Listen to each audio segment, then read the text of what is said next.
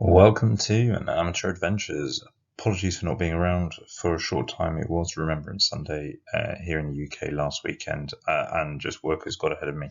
But I am back, and I've driven up to Stockport for the start of the English Championships tomorrow. Very grateful for Mikey Newman for putting this on. It's going to be a massive event. There's nearly 70 odd players. They've had a few dropouts, but it's going to be a huge event. I've never done the English Championships before, so I'm really excited. And I've never been to Stockport before, so also really quite good. I'm doing this late in the evening, partly because the hotel has a party going on downstairs that's right under the room. So if you hear a beat going on, some people are having a good time. So let's get on with the first game. So this is going to be just a list review of the Sylvan Elves lists, and also just a rough game review of what their first step matchups are. It's in circles, so that's with big central, big flanks, and then a secure target. With an army like mine that I'll run through in a second, probably in circle is quite good for me. I've got a lot of mobility and I want to do that. And I have a battle report that I still need to put up where I went quite narrow and suffered for it against a highborn elf list. But secure target, I'd say, is the 2 pennies. I've had a few games like this, so I understand the going of that one. So game of fun, just thought I'd bring Hobby Corner first. This is my army that I brought forward. I've made a few changes, so if you see, sorry, I'll just bring up a laser. Administration, should probably have done that before, but if you see this unit here, I changed the unit base. I've added a tree and some bushes, just sort of like sentinels are hiding behind, just had a bit more themed. And then I wanted to expand the Wild Huntsman but not use the extra models, and added another tree, and I just wanted to create that effect of them running through a wood and charging through. So I'm really happy with that.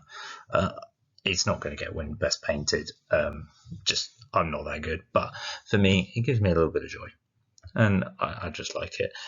I'll probably make slight changes to this. The other bit you'll see is I finally finish off just doing the odd changes to the Heath Hunters. They look a bit brighter now, and just I'm quite happy with the army. I can leave it and move on to the winter themed one, feeling quite good about myself.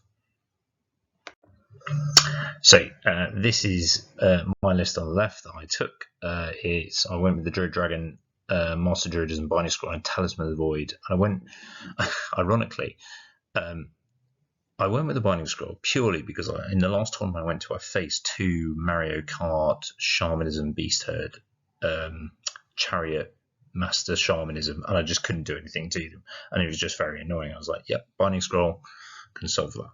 Well, there are no Beast Herd players at this tournament, so I have a Binding Scroll to work out what to do with. I like the Talisman of the Void. I've nicked this off Dwellers of the Void channel. It gives me a channel 3, so that 1 dice that I need to throw at Oak and throw in every turn because people naturally and sensibly should stop it. It just gives me that dice, so I don't feel like I'm going down the drain. I just need a 3+. I should get his 66% of the time, so that's quite good. What that does mean, though, on my Avatar General, I can't take Entangling Vines, so yeah, he's not going to be quite as good in the duel, but still Res 6, Strength 7 character.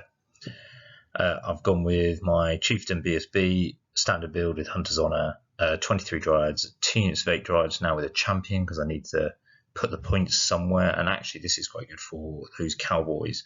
I find they're quite good anyway at keeping tough when they're lucky, but this way I can just shove them in, challenge someone out, and at least I know they're going to be steadfast for a turn, so I think that's quite useful.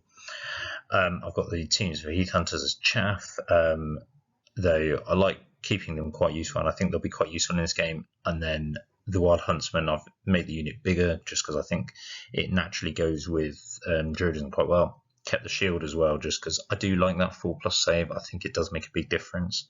And then Blade Dance as well with another Aether Icon, so they're going to be MR4, which I think might be prove quite useful this game. I've gone with 9 Sentinels and then 5 Brimanians as a champion for that extra channel, and also just for the spells. And I like the models; they're one of my best painted. So they're there as sort of cheerleading section. I'm against a player called David Bowes. I don't know, but I've listened to a lot of podcasts going up here. Yes, ironically, the Avatar is one of the scariest characters. David has a character the Avatar is definitely scared of, with the Godslayer, etc. He's strength 7, divine attacks, multi-wounds 2 against Aegis, which is pretty deadly for on a Shard Guardian, so he outranges him. Yeah, I can't go over that. He's going to have to zone me out. I don't really have a way of dealing with that apart from unless I get a charge, multi-charge, maybe with the Dryads going in or the Wild Huntsman. If the Blade Dancers go in, maybe. Unless the only way I can do that is maybe if I get a Fortitude save off, but I just think it's too risky. He's then got a very steep magic phase. So with the Arc of Ages, he's got a 30-inch range for both of his snipes. So that's going to be interesting. So I'm going to have to stop the snipes if he's going for certain parts. Well, basically the big character, the dragon and the BSB, I think they're going to be his primary targets, but it just means that he's got quite good range, and I'm just going to have to let him have rerolls to wound and stuff like that. I don't know whether I can get into his Hierophant and use the spell and just try and crumble a bit of his army, but I imagine with that they're going to be stuck in the skeleton block at the back, and he's got quite a lot of zoning threats. Just to keep me back while he gets going. So he's got the 6 chariots to still standard. So do I want to take Break the Spirit? 21 skeletons, where I think the wizards are going. Skeleton scouts as chaff. 11 skeleton archers just for storing. 2 sets of 14 cataphracts. 2 sets of 4 scarab swarms and 2 charnel catapults. What this means for me is he outranges me, so I'm going to have to go and get him. Otherwise, I've got to accept small offs. I think he's got better scoring options because he's got 4 scoring options. I've got 1 big block, but I just think his Tomb Cataphracts would grind that down over time. Sorry, correction. He's got 5 scoring units, including the chariots. So I just think he's got that advantage. So my thought on maybe I separate the objectives and try and take or hold one, at least play for a draw on this one. I'm not as worried about the Scarab Swarms actually, because my 2 units of 8 Dryads can clear them out pretty easily actually. His shooting's going to be quite annoying. He's got about 20 shots, plus 2 catapults, of which with the Crown of the Pharaohs, that Undying Will that he can put within 12 inches could be put on one of the catapults, but that suggests if I start pushing and try to move the Pharaoh into a position where I can move him away from the catapults, that mitigates their effect. I think on the podcast they said David was quite a good player. I think they said he was coming from Ireland as well. So, yeah, I think I might be up against it on this one. This is also because I have a bit of a UD are my bogey army. I don't play a lot of them in my normal club, so I only get to play them at tournaments, and I think I've lost 20-0, 20-0, 19-1, 20-0, and 19-1. Yeah, so it's been a pretty good record. So if I get the 18-2, I'll be very happy. But overall, I think as long as I go for him, I think I can have the potential to overwhelm. If I go in individuals, I won't be able to use the best my strengths of my increased offensive skill and defensive skill, just because the Undying Will mitigates that quite a lot with his Tomb Cataphracts. But if I can take risk with some, maybe I can punch through and get some of those points, and you never know, I might get lucky and get through to his skeletons with a serious unit. I'm going to have to watch his snipes and just accept that some of his other magic is going to go through, and be mindful of the range of that, and just keep my avatar away from his Pharaoh, because otherwise it's not going to end pretty. Otherwise, I'm hoping my Wild Huntsman could get in. They can cause some damage to any of those units. They'll just go straight through them. I'm pretty confident the Blade Dancers will survive and go through any of his units as well, apart from the Skeleton Chariots. So maybe Truth of Time for this battle could be quite useful. I'm not thinking so much with Break the Spirit, though that could be a good way of controlling where his Pharaoh goes. But I just think go low spells, and like Truth of Time, Forest Embrace is going to be quite important. I don't want to take the Forest spell on Druidism. If the board is suitable, I will take the Magic Missile, and that's just so I can put some pressure early on. because it does heal some wounds as well. I'll take the standard Stone Skin, and I think I'm going to need to bring some models back just because he's got so much range. But I would say he has the advantage. If I can get a 12-8 out of this, I'll be happy. But you never know, dice may come out on your side, so I'm not going to sit back and play defensive on this one. I'm going to have a go and see if I can get some points. But overall, I think a small loss, because I don't think either of us will get the objective. I think I'll be able to keep, I think I'll be able to keep him back on that one. Right, the next one is Mikey Andrews, another player I've never met, against James Root, another player I've never met. I've never played them online. I think so. Mikey Andrews is playing Sylvan Elves, very strong build, the triple tree with archers that he can scout a few of them as well. It's got quite a lot of firepower. I actually think this list may be able to take on the Highborn Elves classic shooting list, especially when you think the what they're called, the Queen's Guard. Yes, they move 5 inches and then fire 30, but these have moved 10 and fire 40, so maybe they've got a bit of advantage, especially when you think about the Druidism that can bring them back, and with the BSB, just keep them in that rerollable 9 leadership. But otherwise, as Tree Father Ancient, Druidism very strong. I love that model. Good having a Lucky Charm on, good use of 10 points. Avatar of Nature with a BSB and a Binding Scroll, and Adept with Shamanism. I think that's really good because Shamanism gives you that options to make your shooting unit survive longer, but also that +1 strength is really important.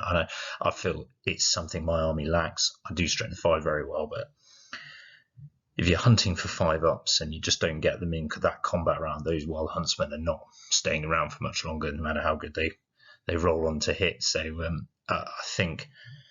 I think overall, looking at his list, especially when you start thinking about he's got good scoring units, he's got some chaff in there as well, and the three shooting units at the end. Just, I think if I had to play Mikey's list, it wouldn't end that well. But I think he's got a really good opportunity, so I think he's probably going to end higher than me.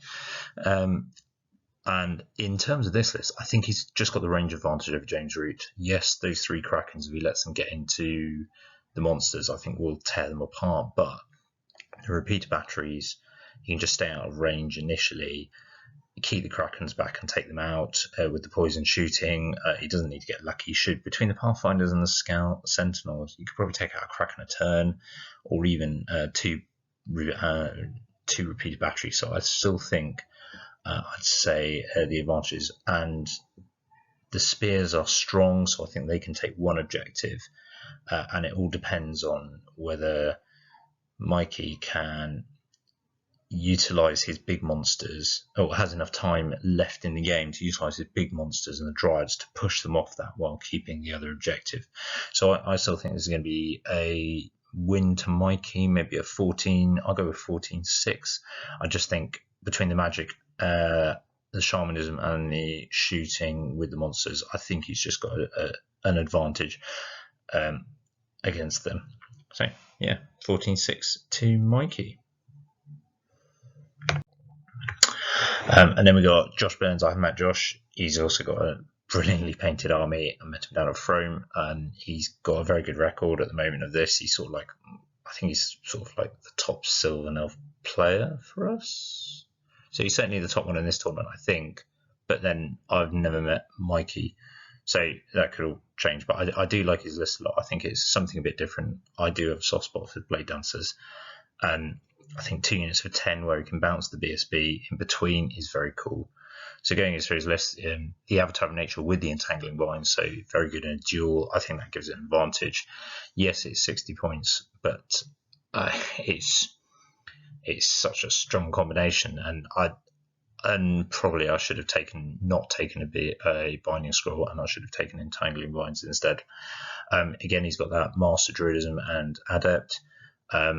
As long as he doesn't come up against long-range snipes, so like the one I'm playing, they should be fine. But again about the shamanism, especially with the Blade Dancers, I think that +1 strength is really strong there. You can just start tearing through units, and maybe I should look about smaller units rather than one bigger one. And that +1 strength also works very well with the Dryads, or +1 res for that matter. I mean, suddenly they could be res 5. A lot of units at strength 3 could be winning on 6s throughout this tournament. And then he's still got second Tree Father in there with a bit of chaff, and then 2 sets of 9 Pathfinders. The 9 Pathfinders are really good. They'll win because they're +2 to hit. They'll just win the long range game.